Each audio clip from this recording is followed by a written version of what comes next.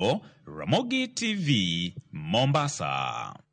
En fuong'ruok ne jodak ma Chokaa, Mihango kod Njiru bang' doho golo chik matamo ng'ata daro gi nyaka tarik 29 dwe mar achiel higa manyien. Motelo ne mano, jang'ad buche Samson Okongo yande ogolo ng'eto mane omiyo jodak go nyaka tarik 31 dwe manyien mondo gidar.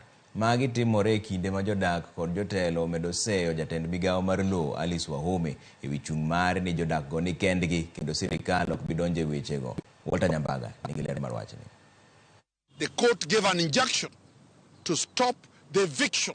En ng'eto mogol kod jang'ad buche Anomolo mochiwo fuong'ruok ne jodak ma Mihango, Chokaa, Njiru kod alwora mare mosebedo kod chuny mago kibikibi kendo koro gibiro bulo ng'or nyaka tarik 29 dwe mar achiel higa manyien kama ibiro chak tuomie burano. Wadhi nyuol Yesu, owenwa mondo wanyuol Yesu gi kwe.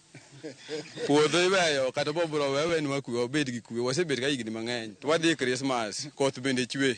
Wadhi kanye koro. To gino gowa gi luor ahinya kendo gowa gi bwok ahinya.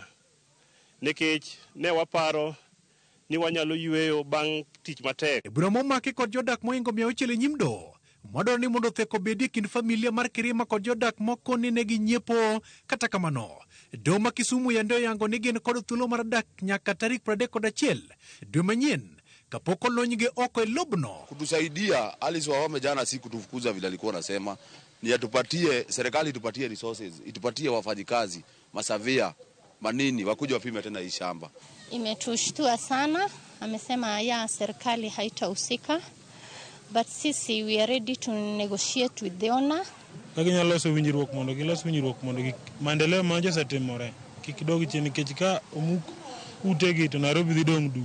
Okil mar jodak go Danstan Omari mane oloso kod Ramogi TV okone en gima lit ni sirikal owendo mabor kod jopiny magin kod ting' mar rito. The CS for lands, for lack of sensitivity, has abandoned those residents.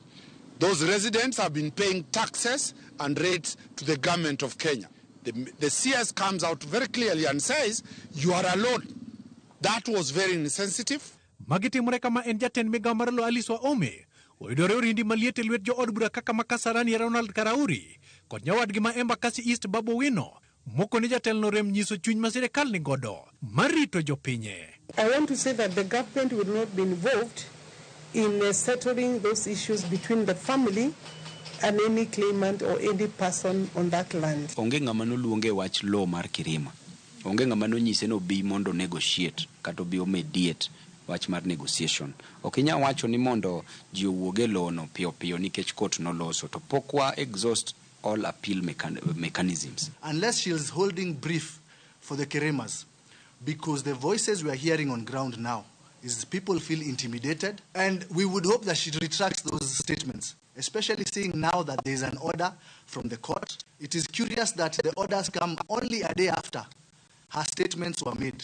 Jodago kata kamano poni koluoro mathoth ka giywago ni ng'ano mabiro winjo ywak margi. Koro wakwayo ni kobiro to bi kata kobiro kata gi ndege to newa gi malo to mondo ne kaka wadak kae nikech wadhi hinyore. Sisi tunabeba garbage area mzima. Najua wateja wetu wakitolewa huku sisi tutakula wapi? Sisi tutakosa kazi na tutakuwa waizi.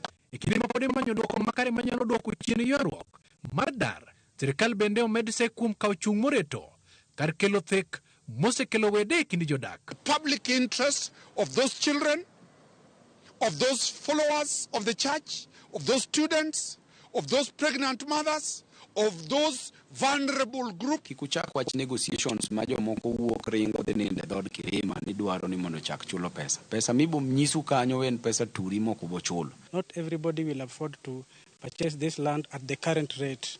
Oganda jokritus nowacho ni ka weche tek to chongi gi lo. Ogandagi ni ka kendo chunygi go kibi. Paro man gintiere go ni to weche nyalo bedo negi matek koso nang'o. Moko penjore ndo koso gibiro mana chamo Christmas kende. Toke to biro muochnegi. Walter Nyambaga, Ramogi TV. Kwa kanyo ni obila ma Kisii omako japuonj 4 e skund